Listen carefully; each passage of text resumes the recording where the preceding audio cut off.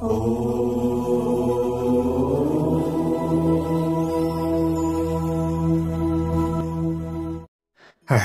ओम। स्वस्ति श्री गणेशाय नमः।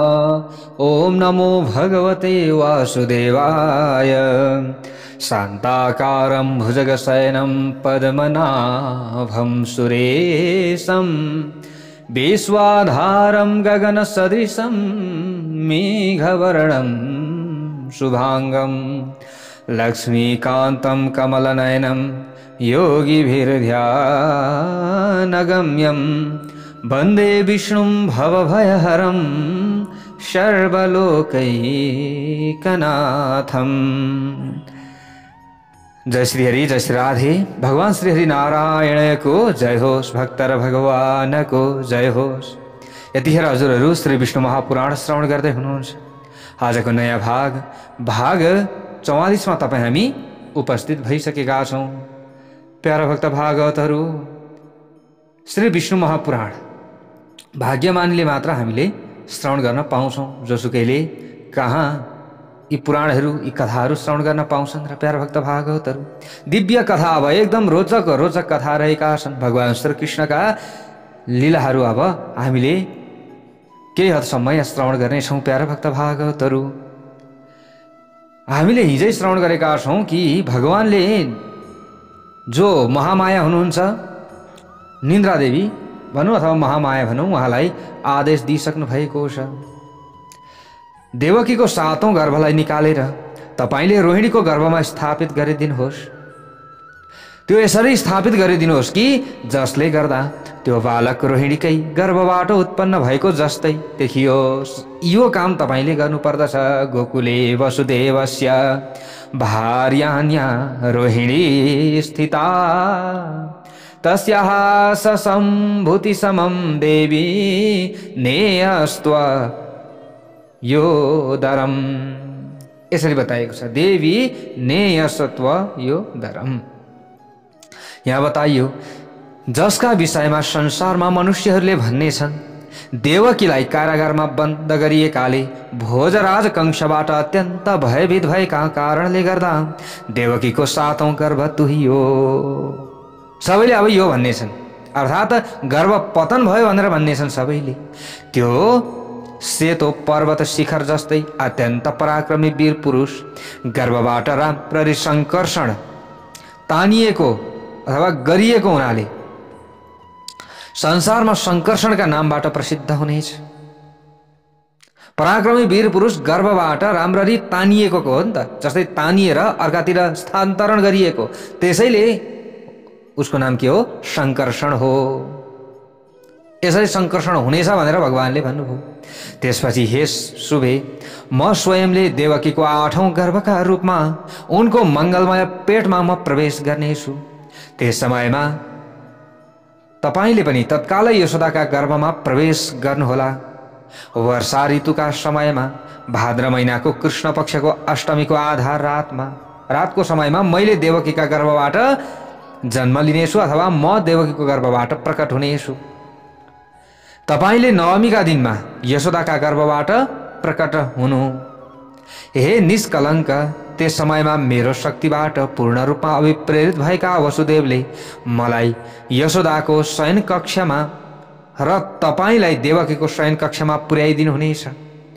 त्यसपछि हे देवी, कंश तपाईलाई तपाईको खुट्टामा समातेर त्यस पछाडि कंशले के गर्नेछ त भन्दा अब देवकीको काखमा बच्चा पैदा भएको देख्ने अथवा काखमा बच्चा भएको देख्ने बित्तिकै कंशले तपाईको दुवै खुट्टामा समाएर पर्वतका समान ढुङ्गामा पछार्नका लागि तयार हुनेछ कंश।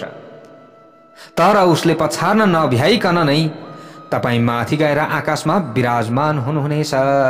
जय बोलो भगवान श्री हरि नारायणको जय होस्। त्यस समयमा मेरो प्रभावबाट अभिप्रेरित भएका सहस्त्र नयनबाट सम्पन्न इन्द्रले तपाईलाई शिर झुकाएर प्रणाम गर्नेछन् र तपाईलाई आफ्नो बहिनीका रूपमा स्वीकार गर्नेछन् त्यो समयमा। त्यसपछि तपाईले पनि जो शुम्भ र निशुम्भ जस्ता धेरै दैत्यहरूको सर्वनाश गरेर विन्ध्याचल, जालन्धर जस्ता स्थानहरूमा निवास गरेर सम्पूर्ण पृथ्वीलाई शोभायमान बनाउनुहुनेछ तपाईले। तपाई नै भूति सन्तति कीर्ति कान्ति हुनुहुन्छ। तपाई नै आकाश पृथ्वी धृति लज्जा पुष्टि र उषा हुनुहुन्छ। यसबाहेक संसारमा अन्य पनि जुनसुकै शक्तिहरू छन् त्यो सबै तपाई नै हुनुहुन्छ। लज्जा पुष्टि रुषा याच भनेर बताइएको छ। जुन मनुष्यले प्रातःकाल र सायंकालमा अत्यन्त विनम्रतापूर्वक तपाईलाई आर्या दुर्गा वेदगर्भा अम्बिका भद्रा भद्रकाली क्षमदा र भाग्यदा आदिका नामबाट सम्बोधन गरेर तपाईको स्तुति अथवा आराधना गर्दछन् भने मेरो कृपाका प्रभावले गर्दा त्यसका सबै किसिमका कामनाहरू पूर्ण हुनेछन्। भद्रेति भद्रकालेति क्षम्या क्षेमा करीति च भनेर बताइएको छ। यसमा कुनै पनि दुविधा छैन। सम्पूर्ण कामनाहरू मेरो कृपाद्वारा र तपाईको कृपाद्वारा त्यो भक्तको पूरा हुनेछ। मदिरा मासु भक्ष्य र भोज्यद्वारा गरिएको पूजाबाट अत्यन्त प्रसन्न भएर तपाईले मनुष्यहरूलाई उनीहरूले कामना गरेका सबै वस्तुहरू तपाईलाई पूजा गरे उनीहरूले भने पनि तपाईले उनीहरूलाई शुद्ध गराइदिनु हुनेछ। जो मांसाहार गर्दछन् उनीहरूले पनि तपाईको पूजा गर्दछन् भने तपाईले उनीहरूलाई शुद्ध गरिदिनु हुनेछ। उनीहरूले चाहेका वस्तुहरू उपलब्ध गराइदिनु हुनेछ। तपाईमा यो क्षमता रहनेछ। हे भगवती, हे महामाया, तपाईद्वारा प्रदान गरिएका ती सबै किसिमका वरदानहरू मेरो प्रसन्नताका प्रभावले गर्दा निश्चित रूपमा परिपूर्ण हुनेछन्। हे देवी, अब तपाई मैले बताए अनुसारको स्थानमा आफ्नो कार्य सम्पन्न गर्न जानुहोस्। असन्दिग्धा भविष्यन्ति गच्छ देवी यथोदितम्। हे भगवती, यो मैले भनेको कुरा हजुरले गर्नुहोला भनेर भगवान श्री हरि नारायणले निन्द्रा देवी भगवती महामायालाई यहाँनिर हराउनुभयो। पराशर ऋषि अगाडि गएर मुनि मैत्रेयलाई भन्नुहुन्छ, यथोक्तम सा जगद्धात्री देवदेवेन वै तदा।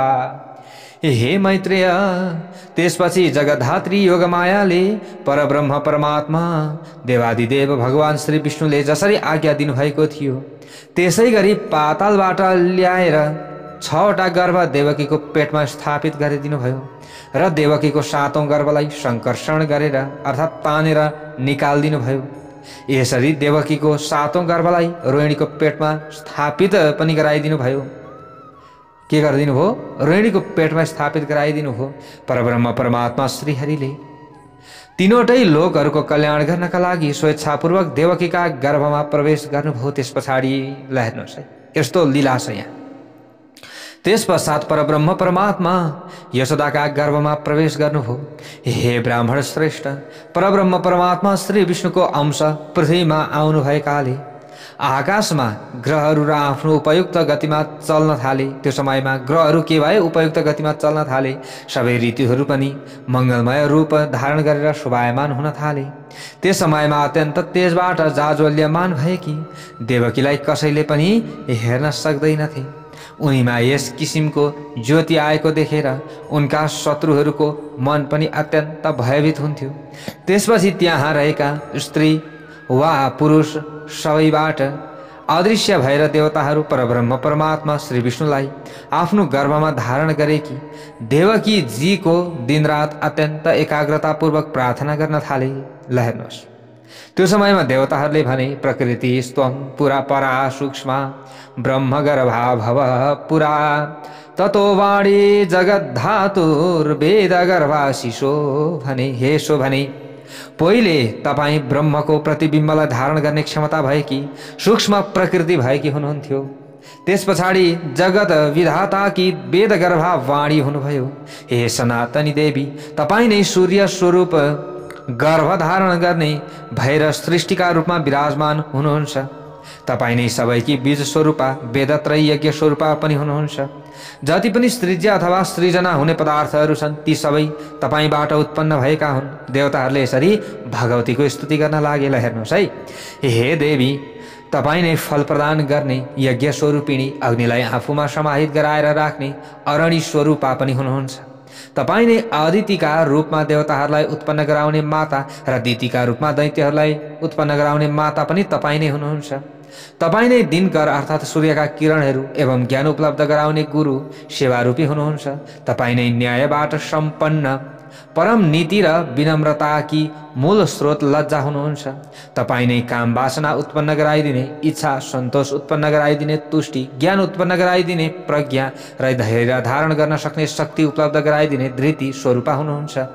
ग्रह नक्षत्र र ताराहरूलाई आफूमा आश्रय दिने अनि वर्षाका माध्यमद्वारा सम्पूर्ण विश्वको कल्याण गराउने कारणका रूपमा रहेको आकाश पनि तपाईँ नै हुनुहुन्छ।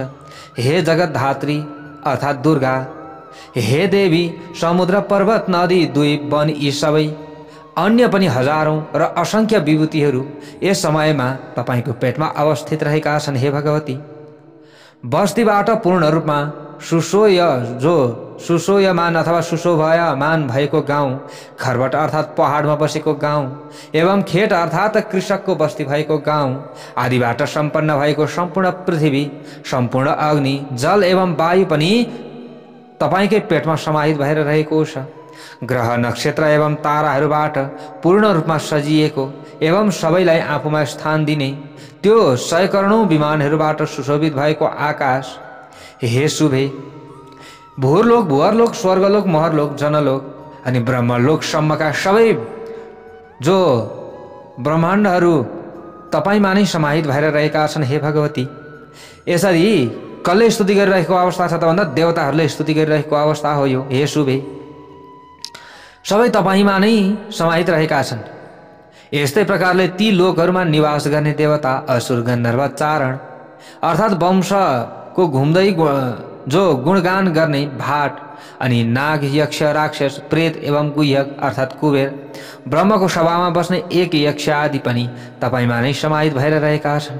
हे यशस्विनी, मनुष्य, पशु र अन्य सबै किसिमका जीवहरू आफै भित्र समाहित भएकाले जो अनन्त सर्वगामी र सर्वभावन परमात्मा हुनुहुन्छ। रूप, कर्म अनि स्वभाव र बालकपनको महिमा आदि सबै परिणामको विषय हुन सक्नुहुन्न। वहाँ परब्रह्म परमात्मा श्री विष्णु नै स्वयं नै वर्तमान अवस्थामा तपाईको गर्भमा विराजमान हुनुभएको छ। हे भगवती, तपाईँ नै स्वाहा हुनुहुन्छ। तपाईँ नै स्वधा, विद्या अनि सुधा अर्थात् अमृत र आकाशमा अवस्थित भएको ज्योति हुनुहुन्छ। सबै लोकहरूको कल्याण गर्नका लागि मात्र तपाईले पृथ्वीमा अवतार लिनुभएको छ। हे देवी, तपाईँ प्रसन्न भइदिनुहोस्। हे शुभे, तपाईले यो सम्पूर्ण जगतको कल्याण गरिदिनुहोस्। हे भगवती, जसले यो सम्पूर्ण जगतलाई आफ्नो एक अंशमा धारण गर्नुभएको छ, तपाईले उहाँ परमात्मालाई अत्यन्त श्रद्धा र प्रेमपूर्वक आफ्नो गर्भमा धारण गरिदिनुहोस्। हे भगवती, प्रीत्या त्वं धारये सानम धृतम येनाखिलम जगत भनेर यसरी बताइएको छ। प्यारा भक्त भागवतहरू, यसरी देवताहरूले स्तुति गरे। हे मैत्रेय, देवताहरूद्वारा यस प्रकारको स्तुति गरिसकिएपछि देवकीले संसारको रक्षा एवं कल्याण गर्नका लागि अवतार लिन लाग्नुभएका परब्रह्म परमात्मा भगवान श्री पुण्डरीकाक्षलाई आफ्नो गर्भमा धारण गर्नुभयो। गर्भेण पुण्डरीकाक्षम जगत श्राण कारणम, जगतस त्राण कारणम भनेर यसरी बताइएको छ। प्यारा भक्त भागवतहरू, अब यहाँ अझै अगाडि गएर बताउनुहुन्छ। त्यस पछाडि सम्पूर्ण संसार स्वरूप कमललाई पूर्ण रूपमा विकसित गराउनका लागि देवकी रूपको जो देवकी रूपकी पूर्व सन्ध्याबाट श्री अच्युत रूपी देवकी रूपी अनि पूर्व सन्ध्याबाट श्री अच्युत रूपी सूर्यदेवले अर्थात् भगवान श्री विष्णुले अवतार लिनुभयो भनेर बताइएको छ। जसरी चन्द्रमाको किरण सम्पूर्ण लोकहरूका लागि अत्यन्त आनन्ददायक हुन्छ, त्यसरी नै परब्रह्म परमात्मा श्री विष्णुले अवतार लिनुभएको दिन पनि सम्पूर्ण लोकहरूका लागि अत्यन्तै आनन्ददायक भयो र त्यस समयमा सबै दिशाहरू निर्मल, अत्यन्त निर्मल भएका थिए। परब्रह्म परमात्मा श्री जनार्दनले जन्म लिनु भइसकेपछि सन्त महात्माहरूले अथवा भगवान भगवतीको जन्म होइन, उहाँहरू प्रकट हुनुहुन्छ। तर यहाँ सजिलोको लागि जन्म भनेर हामीले भन्ने गर्दछौँ। प्यारा भक्त भागवतहरू, महात्माहरूले अत्यन्तै आनन्दको अनुभूति गरे त्यो समयमा जब भगवान प्रकट हुनुभयो। अत्यन्त प्रचण्ड रूपमा बहिरहेको वायु पनि पूर्ण रूपमा शान्त भयो अनि नदीहरू पनि अत्यन्त स्वच्छ भएर बहन थाले। समुद्रहरूले आफ्नो अत्यन्त सुमधुर शब्दहरूमा अत्यन्त मनमोहक बाजा बजाउन थाले। गन्धर्वहरू गीत गाउन थाले। यो अवसरलाई पूर्ण रूपमा रमणीय बनाउनका लागि स्वर्गका अप्सराहरू आकर्षक नृत्य गर्न थाले। प्यारभक्त भागवतहरू, परब्रह्म परमात्मा श्री जनार्दन प्रकट भइसक्नु भएपछि देवताहरूले आकाशबाट पृथ्वीमा फूलहरूको वर्षा गराउन थाले। यज्ञमा बलिएका अग्निहरू अत्यन्त शान्त रूप धारण गरेर प्रज्वलित हुन थाले। हे ब्राह्मण श्रेष्ठ, मध्यरात्रिका समयमा सम्पूर्ण संसार एवं जीव मात्रका परमाधार अर्थात परम आश्रय परब्रह्म परमात्मा श्री विष्णुको भगवान श्री कृष्णका रूपमा जन्म हुँदाका समयमा मेघ अर्थात बादलहरू पुष्प वृष्टि अर्थात फूलको वर्षा गराउनुका साथै मन्द मन्द आवाजमा गर्जन थाले। ल हेर्नुहोस् कस्तो राम्रो वातावरण सृजना भयो। आनक दुन्दुबी जो श्री वसुदेवजीले उहाँलाई पूर्ण रूपमा फुलेका कमलको फूलका समान अत्यन्त शोभायमान चतुर्भुज स्वरूपमा र आफ्नो हृदयको केन्द्रबिन्दु अर्थात छातीमा श्रीवत्स पुराणहरूका अनुसार श्रीवत्सको अर्थ हुन्छ विष्णुको छातीमा रहेको भृगु ऋषिको लात्तीको चिन्हलाई श्रीवत्स भनिन्छ। श्रीवत्स चिन्ह श्रीवत्स अंकित गराएरै उत्पन्न हुनुभएका परब्रह्म परमात्मा श्री विष्णुको दर्शन गरेपछि उहाँको स्तुति गर्न थाले। हेर्नुहोस्, हे ब्राह्मण श्रेष्ठ, तत्वका ज्ञाता श्री वसुदेवजीले अत्यन्त पवित्र वाक्यहरूद्वारा सम्पूर्ण जगतका परमाधिपति परब्रह्म परमात्मा श्री विष्णुको स्तुति गरेर कंसको भएका कारणले अत्यन्त भयभीत हुँदै त्यस समयमा भगवानसँग विनम्रतापूर्वक बिन्ती गर्दै श्री वसुदेवजीले भन्न लाग्नुभयो, ज्ञातोसी देवदेवेश शङ्ख चक्र गदाधर दिव्य रूपमिदं देव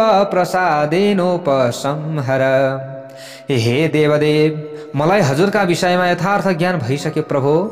यद्यपि हजुर साक्षात परमेश्वर प्रकट हुनुभएको छ हे मेरो भगवान, तथापि हे देव, हजुर मबाट प्रसन्न भएर अब आफ्नो यो शङ्ख चक्र गदा धारण गर्नुभएको दिव्य स्वरूपको उपसंहार गरिदिनुहोस्। हजुरले मेरो घरमा अवतार लिनुभएको जानकारी पायो भने त्यो अत्यन्त दुष्ट बुद्धि भएको कंसले आजै मेरो पूर्ण रूपमा विनाश गरिदिनेछ हे मेरो भगवान। त्यसकारण हे देव, आफ्नो यो चतुर्भुज स्वरूपको अत्यन्त हजुरले यसलाई चाहिँ परित्याग गर्न उचित छ भनेर हजुरले यसको अन्त्य गरिदिनुहोस् प्रभु। यो अनन्त रूपो खिल विश्वरूपो गर्भेषु लोकान् वपुषा बिभरति प्रसीदता मे सदेव देवः सोमायया विषकृत बालरूपः। देवकीले पनि त्यो समयमा स्तुति गर्नुभयो भगवानको, जो अनन्त स्वरूप एवं विश्व स्वरूप हुनुहुन्छ हे प्रभु, जसले गर्भमा निवास गरे तापनि आफ्नो शरीरको कुनै एक अंशमा सम्पूर्ण ब्रह्माण्डलाई धारण गर्नुहुन्छ हे प्रभुलाई। हेर्नुहोस् त, हजुरको पेटभित्र सारा ब्रह्माण्ड छ, जसका पेटभित्र उहाँलाई मैले आज धारण गर्न पाएको छु हे प्रभु, म कति भाग्यमानी छु। हे देवादिदेव, यस प्रकारका हजुर आफ्नो योगमायाबाट बालकको स्वरूपमा विराजमान हुनु भएर हामीबाट प्रसन्न भइदिनुहोस् हे प्रभु। म प्राकृत बालक जस्तै हजुरलाई देख्न चाहन्छु, किनभने अगाडि त भगवान शङ्खचक्र गदा पद्मसहित पिताम्बरधारी भएर प्रकट हुनुभएको थियो नि त। प्यारभक्त भागवतहरू त दुवैजनाले स्तुति गर्नुभयो। हामी त प्राकृत बालक जस्तै मनुष्यहरूले भर्खर बच्चा जन्माउँदाखेरि कस्तो हुन्छन् बच्चाहरू, त्यस्तै हजुर भएको देख्न चाहन्छौँ। हे सर्वात्मन परमात्मा, हजुरले आफ्नो यो चतुर्भुज स्वरूपको अन्त्य गरिदिनुहोस्। हे भगवान, यो राक्षसको अंशबाट उत्पन्न द्रुमिल नाम भएको राक्षसले राजा उग्रसेनको स्वरूप धारण गरेर उनकी पत्नीसँग सहवास गर्दा यसरी गरेको थियो, त्यसैको तेजबाट कंस उत्पन्न भएको छ। यसको कथा हरिवंश पुराणमा पाइन्छ प्यारभक्त भागवतहरू, पछि हामीले सुन्नेछौँ। कंसले हजुरको अवतारका विषयमा अलिकति मात्र पनि जान्न नपाओस् हे प्रभु, र पीडा दिन नपाओस् हे प्रभु। हजुरले छिटो छिटो गरेर प्राकृत बालकको रूपमा आइदिनुहोस्। स्तुतोऽहं यत त्वया पूर्वं पुत्रारथिन्या तदत्यते। श्री भगवानले भन्नुभयो त्यो समयमा, हे देवी, तपाईले प्राचीन कालमा पुत्रको रूपमा प्राप्त गर्ने कामना राखेर मसँग प्रार्थना गर्नुभएको थियो नि, थाहा छ, याद छ?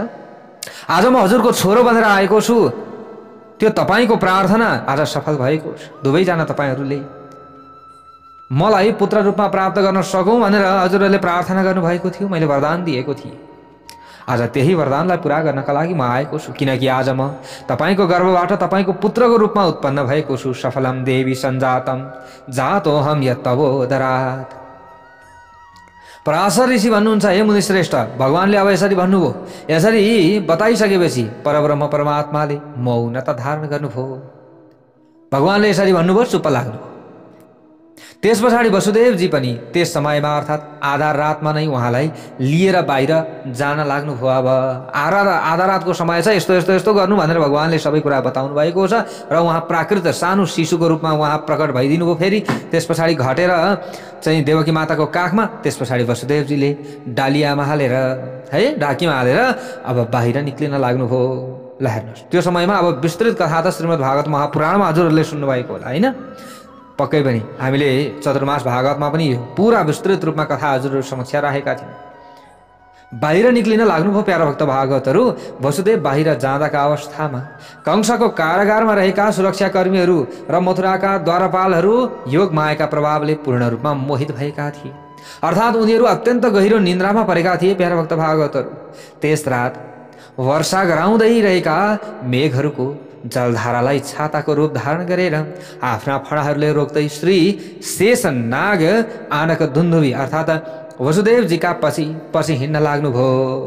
अब डालियामा माथिबाट बोक्नु भएको छ, ढाकीमा वसुदेवजीले बाहिर निक्लिँदै हुनुहुन्छ। सिम पानी परेको छ। शेषनागले फडा फैलाएर पानी बालकलाई नपरोस्, बालकको शरीरमा पानी नपरोस् भनेर ओत दिँदै हुनुहुन्छ। यसको मतलब परब्रह्म परमात्मा श्री विष्णुलाई आफ्ना शिरमा बोकेर गएका श्री वसुदेवजीले यमुना नदी तर्राका अवस्थामा त्यो अनेकौं प्रकारका जलजन्तुहरूले निवास गरेको नदीमा उनको घुँडासम्म मात्र पानी रहेको थियो। हेर्नुहोस् है, अब यहाँ पनि धेरै कथाहरू छन् जुन यहाँ श्री विष्णु महापुराणमा छ, त्यही मात्रै हामीले श्रवण गर्दै अगाडि बढौँ। अर्थात् घुँडा पानी भयो।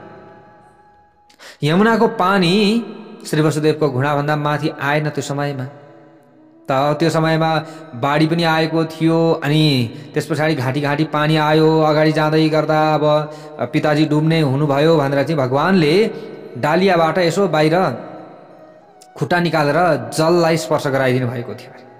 र यमुनाजी पनि यही चाहन्थिन् कि मैले भगवानको स्पर्श गरौँ, त्यसैले यमुनाजी माथि चाहिँ यसरी उछल्दै आउनु भएको थियो। त भगवानले स्पर्श गरिदिने बित्तिकै फेरि यमुनाजी घुँडा हुनुभयो भन्ने कथा प्रसङ्गहरू पनि छ प्यारा भक्त भागवतहरू। त अब यहाँ के भयो त प्यारा भक्त भागवतहरू? घुँडा भन्दा माथि आएन। अब त्यस पछाडि उहाँले अर्थात् यमुनाजीका किनारमा नै कंसलाई कर बुझाउनका लागि आएका नन्द आदि वयोवृद्ध गोपहरूलाई पनि देख्नु भएको थियो। हे मैत्रेय, यसै समयमा योग मायाको प्रभावले सबै मनुष्यहरू पूर्ण रूपमा मोहित भएका अवस्थामा त्यसरी नै मोहित भएकी यशोदाले पनि तिनै कन्यालाई जन्म दिइन्। ल हेर्नुहोस् है प्यारा भक्त भागवतहरू। त्यस पछाडि अत्यन्त तेजिलो कान्तिबाट सम्पन्न श्री वसुदेवजी पनि आफूले ल्याएको बालकलाई यशोदाका ओछ्यानमा सुताइदिनु भयो र कन्यालाई लिएर त्यहाँ भएकी कन्यालाई लिएर तत्कालै यशोदाको शयन कक्षबाट निस्किएर हिँड्न लाग्नुभयो। जब यशोदा योग मायाको प्रभावबाट बाहिर निस्किनुभयो प्यारा भक्त भागवतहरू, होसमा आइन। अब त्यस पछाडि यशोदा अब वसुदेवजीले पनि लिएर बाहिर निस्किसक्नु भएको छ। त्यस समयमा आफूबाट एक नीलकमलको फूलका समान श्याम वर्ण भएको बालक अर्थात् पुत्र उत्पन्न भएको देखेर अत्यन्त प्रसन्न हुनुभयो। ल हेर्नुहोस् है प्यारा भक्त भागवतहरू, यशोदा माता यता वसुदेवजीले डालियामा हालेर लिएर हिँडिसक्नु भएको छ। ठ्याक्कै त्यतिखेर बिउजिनु यशोदा माता वसुदेवजीले ती कन्यालाई आफ्नो घरमा ल्याएर देवकीको बिछौनामा सुताइदिनु भयो। त्यसपछि अब जो पहिलेको अवस्था थियो त्यसपछिको अवस्था पनि पहिलेको जस्तै नै अब साधारण किसिमको हुन लाग्यो। अब हातमा भेडियाहरू लागेका थिए, ती भेडियाहरू जस्ताको तस्तै लागे भन्ने कुराहरू पनि छन्। हे दुई छ। त्यस पश्चात बालक रोइरहेको आवाज सुनेर अब बालक रुन थाले। त्यो समयमा ल हेर्नुहोस् है, बालक रोइरहेको आवाज सुनेर कंसको कारागारका सुरक्षाकर्मीहरू अत्यन्त हडबडाउँदै उठे। अब सबैले बालक बच्चै जन्मिन्छ भन्ने छ नि त, जस्तै छोरा नै जन्मिन्छ भन्ने छ नि त होइन। 8औं गर्भमा उत्पन्न भएको त्यो बच्चाले छोरो जन्मियो भने वध हुन्छ भनिएको थियो। त पक्कै पनि छोरै जन्मियो भन्ने छ, तर त्यहाँनिर छोरी ल्याइएको छ भन्ने कुरा उनीहरूलाई के थाहा? ल हेर्नुहोस् है, योग माया त्यसरी रुन लाग्नुभयो। देवकीको सन्तान उत्पन्न भइसकेको खबर कंसलाई सुनाइदिए हतार हतार गएर पालेहरूले। यस पछाडि कंसले अत्यन्त शीघ्रतापूर्वक आएर देवकीद्वारा अब छोडिदिनुहोस् भन्दा भन्दै पनि रोक्ने प्रयास गरे तापनि कन्यालाई कंसले तुरुन्त समायो। खुट्टामा समातेर फनफन घुमाएर भुइँमा पछार्न लाग्यो। हेर्नुहोस् है, ढुङ्गामाथि फ्याँकिदिन लाग्यो। कंसद्वारा त्यसरी फ्याँकिएकी ती कन्या तुरुन्त पछारिन नपाउँदै आकाश मार्गमा गएर अवस्थित भइन् अष्टभुजाका रूपमा। जय बोलौँ भगवती दुर्गा माता की जय होस्। त्यसपछि उनले अस्त्र शस्त्रबाट पूर्ण रूपमा सम्पन्न अत्यन्त उग्र अष्टभुज स्वरूप धारण गर्नुभयो। ल हेर्नुहोस् है, यहाँ त्यही कुरा बताइएको छ। अवापरूपञ्च महत सायुधाष्ट महाभुजम। त्यस पछाडि उहाँले अट्टहास, उच्च स्वरमा अट्टहास गर्नुभयो। कंससँग रोषपूर्ण भावले भन्नुभयो, हे अत्यन्त दुरात्मा, हे मूर्ख कंस, तैँले मलाई ढुङ्गामाथि फ्याँकेर तेरो कुन चाहिँ कार्य सिद्धि भयो त? फ्याँक्न त फ्याँकिस् ढुङ्गामाथि, तर कुन कार्य सिद्धि भयो जसले निश्चित रूपमा तेरो वध गर्नुहुनेछ? उहाँले त यसभन्दा पहिले नै जन्म लिइसक्नु भएको छ। तेरो वध गर्नेले त जन्म लिइसक्नु भएको छ। देवताहरूका पनि देवता अर्थात् सम्पूर्ण संसारका अधिपति परम पुरुष श्रीहरि नै तेरो पूर्व जन्म अर्थात् कालनेमी रूपको पनि काल हुनुहुन्थ्यो। त्यो जन्ममा पनि तँ उहाँकै हातबाट मारिएको थिइस्। त्यसकारण यी सबै कुराहरूमा विशेष ध्यान दिएर तैँले अहिलेदेखि नै आफ्नो कल्याणका विषयमा चिन्तन गर हे कंस।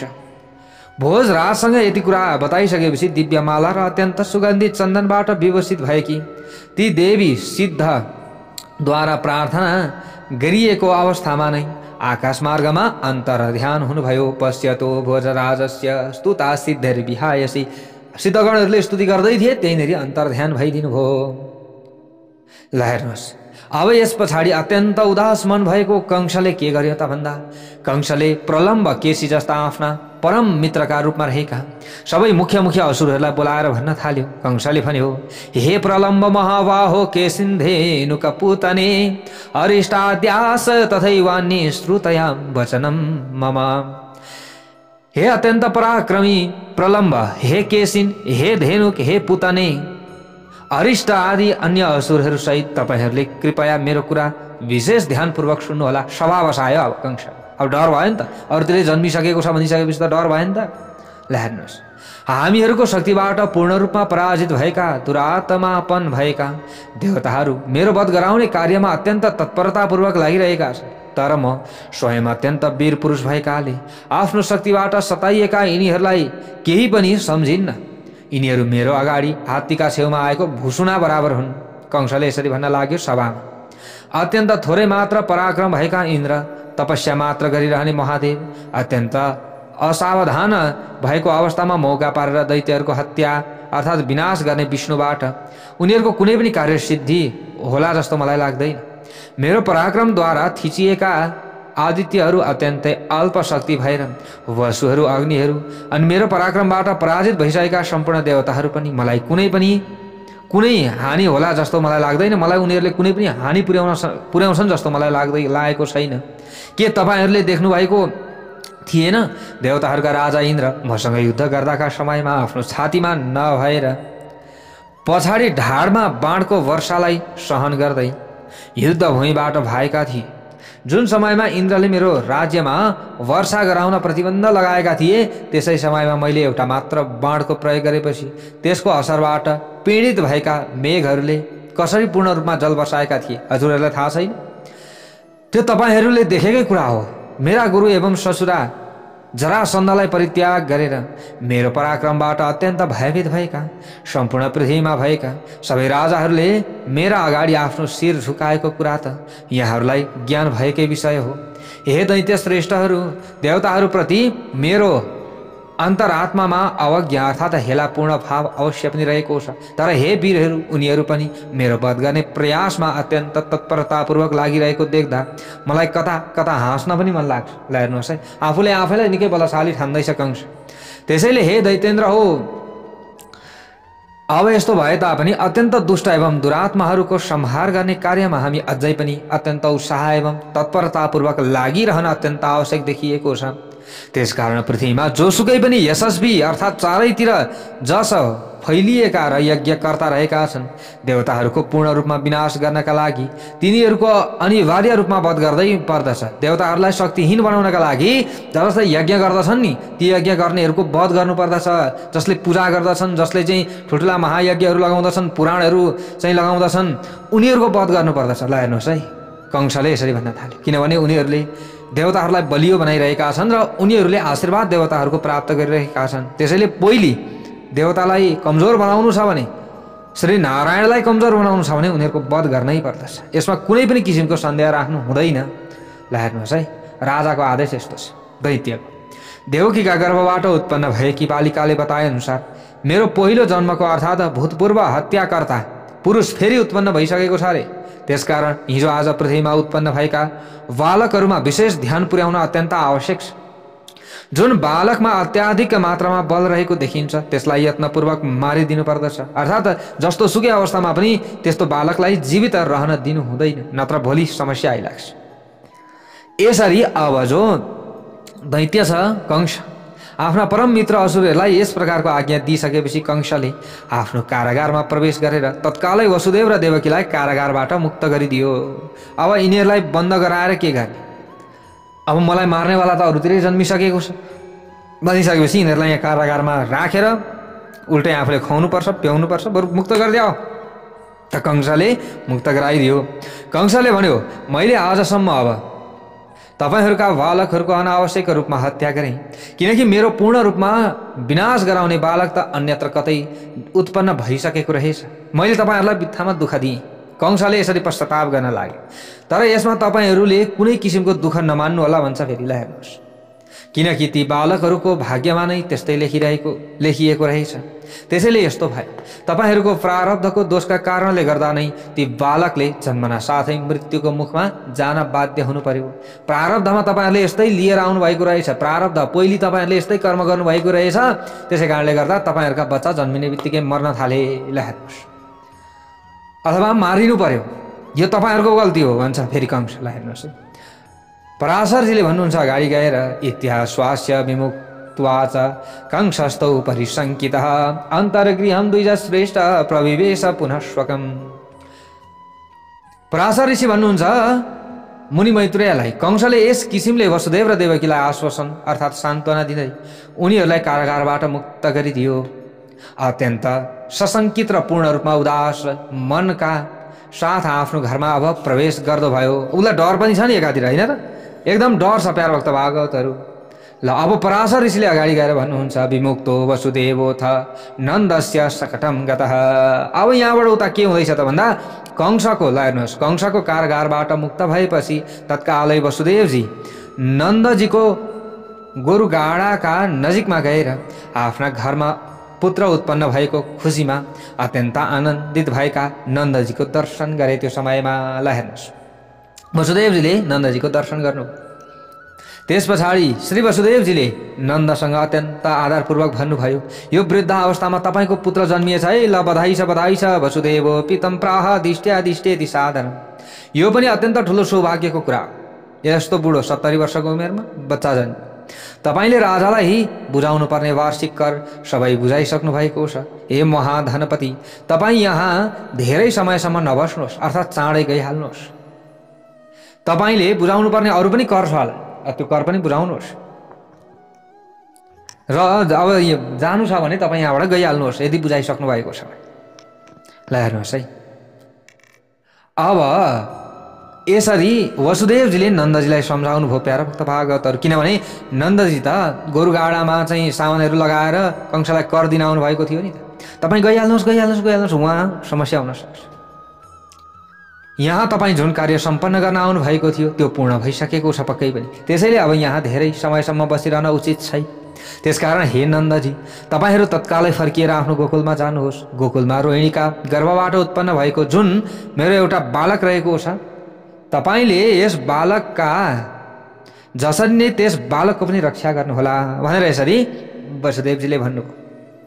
वसुदेवजीले यसरी बताइसकेपछि नन्द आदि अत्यन्त बलवान गोपहरू राजालाई दिनुपर्ने कर बुझाइसकेपछि आफ्नो हाँडा भाँडा गोरुगाडा राखेर भाँडा चाहिँ गोरुगाडामा राखेर गोकुलतर्फ लाग्न लागे। अब नन्द आदि सबै गोकुलमा बसिरहेको अवस्थामा नै बालघातिनी पुतनाले रात्रिका समयमा सुतिरहनुभएका भगवान श्रीकृष्णलाई आफ्ना काखमा लिएर उहाँका मुखमा आफ्नो स्तनको मुन्टो लगाइदिए। ल हेर्नुहोस् है प्यारा भक्त भागवतहरू, पुतना त अगाडि नै गइसकेकी छ, उता अगाडि नि यहाँ सभा बसाएर भनेको थियो नि, आफ्नो तरिकाले कसरी हुन्छ, कुन तरिका अपनाउँदा हुन्छ, अहिले भर्खर जन्मिएका बालकहरूलाई पनि मार्नु पर्दछ भनेर आदेश दिएको थियो। पुतना गएकी छ। ल हेर्नुहोस्, रात्रिका समयमा त्यो बालघातिनी पुतनाले जुन जुन बालकका मुखमा आफ्नो स्तनको मुन्टो राखिदिन्थे त्यो बालकको शरीर त्यसै समयमा पूर्ण रूपमा नष्ट हुन्थ्यो। परब्रह्म परमात्मा भगवान श्रीकृष्णले पनि अत्यन्त क्रोधित भएर अब आफ्ना हातले अत्यन्तै बलियोसँग त्यसको स्तनमा समाएर पुतनाका प्राणसहित स्तनपान गर्न लाग्नुभयो। ल हेर्नुहोस् प्यारा भक्त भागवतहरू, अब अर्थात् त्यसको स्तन चुस्न लाग्नुभयो। गृहीत्वा प्राणसहितम पपौ कोपसमन्वितः भनेर बताइएको छ। अब यहाँबाट उताको कथा भोलि हामीले श्रवण गर्नेछौँ। जय बोलौँ भगवान श्री हरि नारायणको जय हो।